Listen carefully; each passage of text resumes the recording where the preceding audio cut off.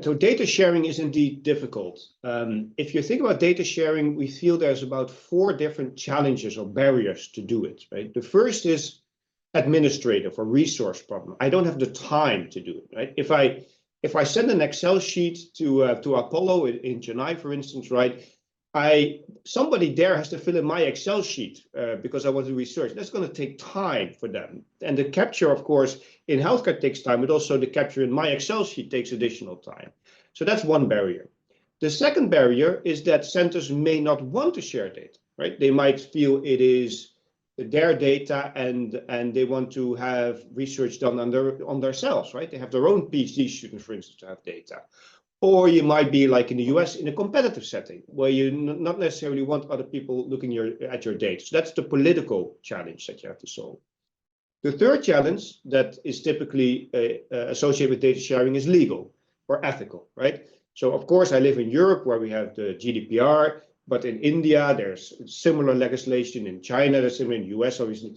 And so people often find it difficult from a legal perspective to do it. And then there's the technical challenge, which is actually a minor challenge, right? In the current state of internet and IT, it's actually quite easy to share data, but it's sometimes seen as a barrier. So with the concept of the personal health train, right, where data doesn't leave your institute, you are at least addressing 2 of those.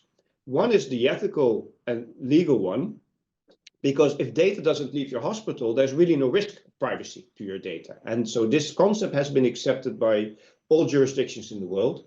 The second problem that you typically address is the political one, because what happens in such a system as the personal health train is that the question that somebody else has comes to you in that train. And you as a station can decide, do I want to answer that question? And if that is a question which is very close, for instance, to your own research that you're just doing, or is so sensitive that you feel you as a hospital don't want to answer that question, you say no to the train, right? And so by keeping that control at the hospital itself is what really solves the political argument, because people only will share that data for the purpose that they agree with. We still have 2 challenges left then, of course, the technical challenge and the administrative challenge. Those are still, there.